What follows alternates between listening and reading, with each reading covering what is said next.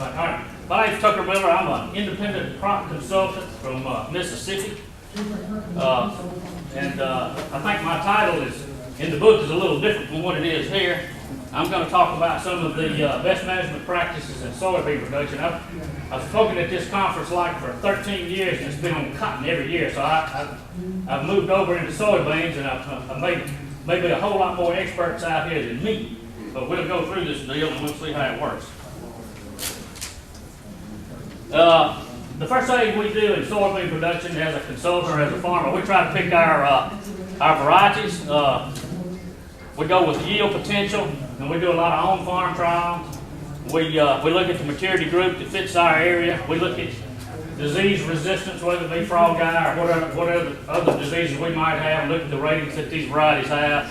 And of course, one of the driving factors in our area is herbicide resistance. We have resistant pigweed, Italian ryegrass, etc. So all these come into play when we try to select our varieties. Now this is one of my farms that I consult on, and this breaks down all the different varieties that this farmer had on his farm this year.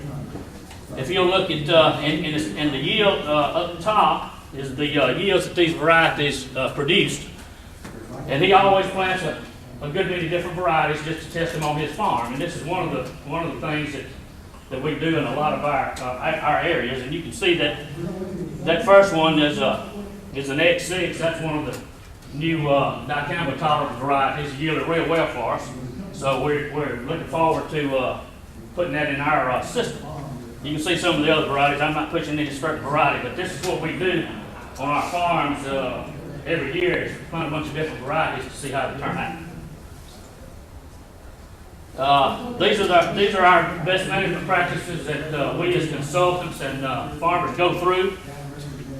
We look at planting dates, seeding rates, seed treatments, which ones to use, row spacing, bed configuration, pest control, irrigation, and fertility. All these play a part in our production system. And we have to sort through all of this before we make these decisions. Now this slide comes from Trent Irving, the Mississippi State Extension, and you can see on your planting dates, this is an average of several years, planting dates and yields. And you can notice all the different planting dates down there at the bottom. We got March, April, May, June, middle of June, late June, and July. And you can kind of see the yield curve as it goes down. So we are very cognizant of the fact that we need to hit the sweet spot. Now this is that same farm that I had a slide of a minute ago, one of my producers. We got 5,700 acres of soybeans, and you can see his yields and his planting dates. We were lucky enough to have 3 April planting dates, and you can see the yields there. Then we drop off to May, and you can see about a 10 bushel drop off from 10th of May planted from the April planted date. Then of course you go to June and you see what it does. Luckily we had most of them were planted in that what we call the sweet spot in April. But this mirrors the slides that our extension people have done the work for us to kind of tell us what to do. Planting dates, we usually go by this. We try to shoot for 120,000 plants up. We'll plant 130 to try to get 120. But if I go out there on a 20-row soybean and count 61 or 2 on either side, that's 122 or 3 or 4. That's just right for us, and that's what we do. Now you guys may do a lot of things different, but I'm just telling you what we do. Seeding rate on soybean yield for 4s and 5s. You look right in there at that 120,000. That's the sweet spot for us. That's how many planted you say? No, we use that's what we get up. We try to get up 120,000. We plant 130, maybe more than that, just depending on the weather conditions and all that kind of thing. But we want 120 up. So, but this is our yields in the twins versus 40-inch singles. Everybody knows, I think they know that we're on a 38-inch twin row system or 30-inch rows, and I think that's everybody knows the differences that we see in yields, 7 or 8 bushels to the acre when we plant on a narrow row system. There's another row spacing in yield: 10-inch row, 20-inch row, twin row, and then a 40-inch row.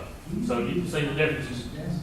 And we pretty much have adapted a twin row or narrow row system in our area. Raised beds versus flat. You know, with a lot of people flat, but our research shows us that a raised bed is better than a flat. And it's you know, 5 to 7 bushel increase if you can do that. Now that we're going, and Dr. Bond is, I'm going to leave a lot of this weed control stuff up to him, but I sent him some of these pictures. This is on one of my farmers, and he planted conventional soybeans. And I told him, I said, when you do that, you've got to get your pre-emerge out. And we normally use boundary, or monoclonal boundary, or an authority product. And oh yeah, I'll do that. I'm gonna get it done. Well, he did not. And the picture on the right is what we had, and you can see a little line. Looks like he did get out of the boundary pretty much, but he really didn't. That's where he knocked the row off. And all those pigweeds came up right with the beans. You can see it. You can see how big they are. Well, they're non-roundup beans. So what do? We hit them with a heavy dose of blazer, and we killed them. We thought. You know, we did pretty good right as it came up. But that's what happened after that. They came back. And you can see how, you know, the beans are bigger. You can tell that's later on. But we were in that same problem, and I called Jason again. I said, Jason, what must we do? But we sprayed them about 3 times, and then, of course, we got TPO resistance too. So you can imagine what it looked like at the end of the year. But if you don't get that pre-emerge out in our area, to get it activated, you're in bad trouble. Where is it, sir? That's at Vance, Mississippi. I'll tell you what I would have done with that. I would have done a disc in it. Well, we thought about that. That was an option. But we kept going. And Jason's going to show more about the amaranth control pigweed. We got a terrible problem with them. It's our major driver weed, and they've developed.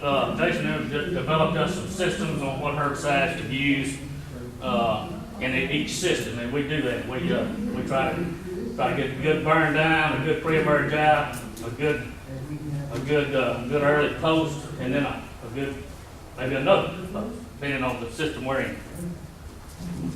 That's the pre-plant application. We don't get this done a lot.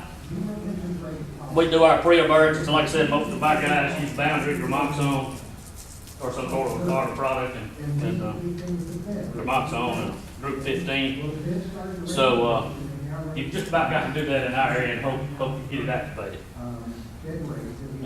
Post-emerge, you know, we got to go quick behind these pre's, especially if the pigweeds are coming up.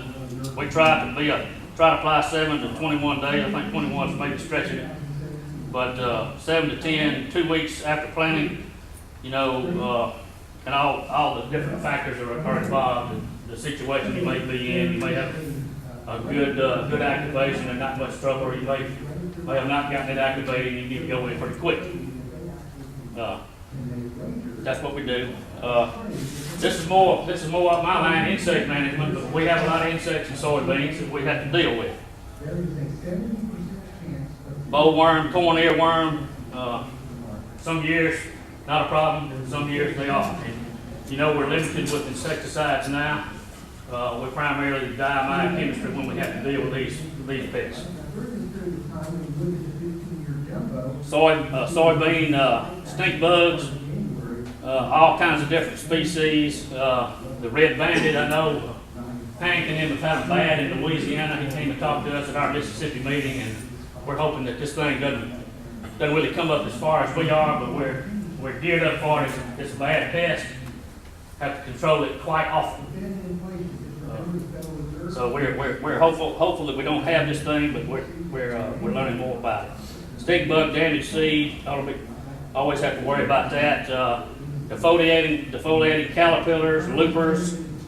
Now I got this slide from, I don't know, I think I got it from Angus, but there was, and I think actually Gus maybe it happened in Arkansas. Remember that slide? Yep, that's my picture. That's your picture. I got it from you then. Yeah.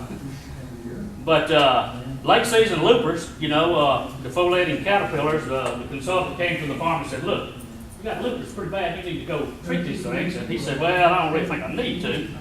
But just to prove the point that you're wrong, I'm going to spray one side and let that other side go. And he did. He sprayed this left side.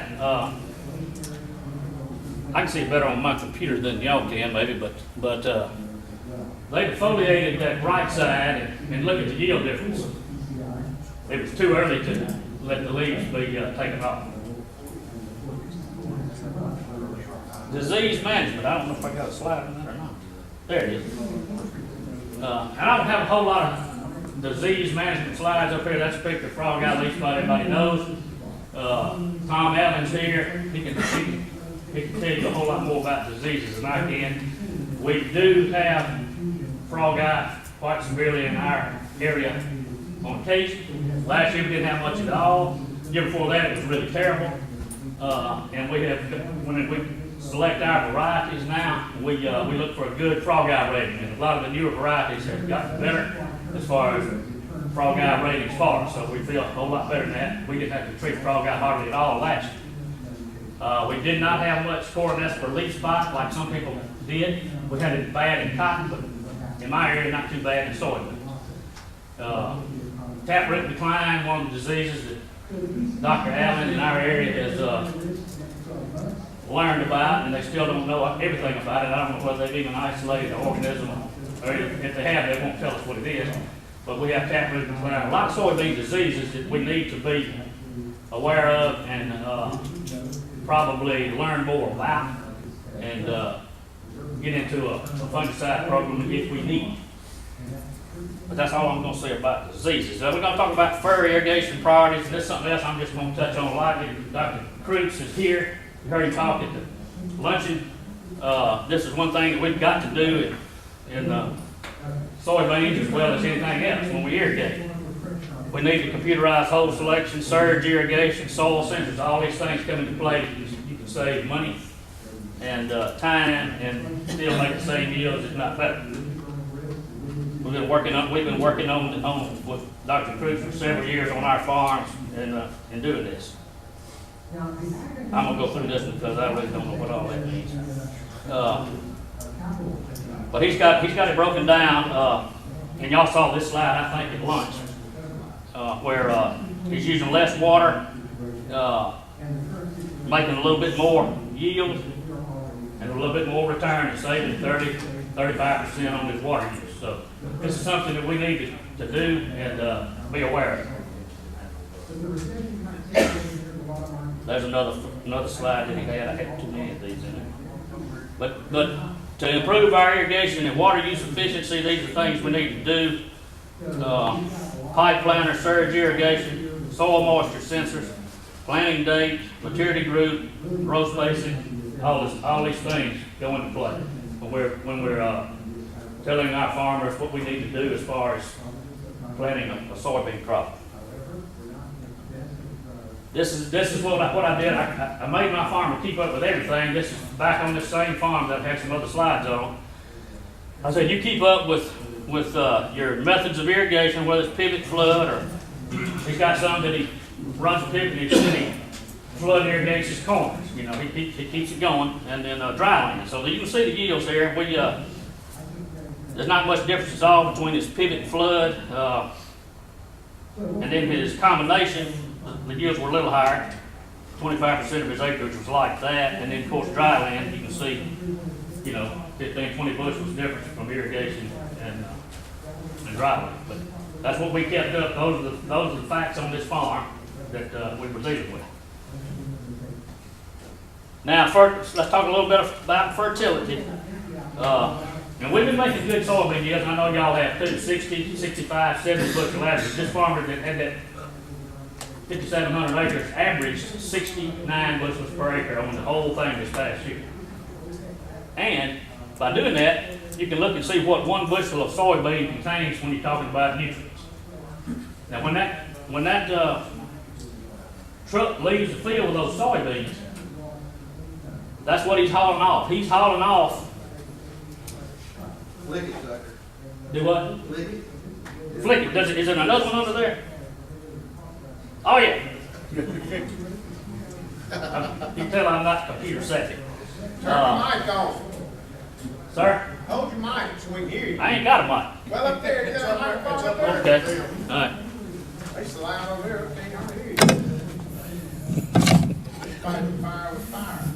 Now, oh, that's way loud to me. I don't know about to y'all. But I don't know if I can do 2 things at once. Talk on the mic. But if you look at you know what Dr. Bobby Golden has proven to us is what you haul off in a load of soybeans when you haul your nutrients off. You're hauling off more than our maintenance levels of P and K.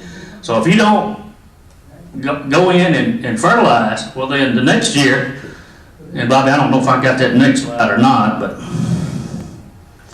no, I don't. But anyway, Bobby can tell you he's in the back. You can haul off more than a maintenance application of P and K. We always used to put 40 and 60. Well, you're hauling off more than that on a 60 bushel crop. And if you don't address that situation the next year and you don't fertilize, well then you're going to lose 8 or 10 bushels per acre. So it's very important that you know what you're taking out and what you're putting back in. So that's basically what I have, and Jason's going to come in and talk to y'all about the weeds. And I want to thank all these guys you see on this list, because I'm just an old dirt farmer and bug man, and without these guys helping us and keeping us up to date with all the information that we need, this wouldn't be possible for us to carry it on to the farmer and work like we do. And it's a blessing that we get to work outside and work with agriculture. And so, Jason, your name's on that list, so I'm going to thank you, and I'm going to turn it over to him. If there anybody got any questions, I think we're supposed to ask for that. No questions then?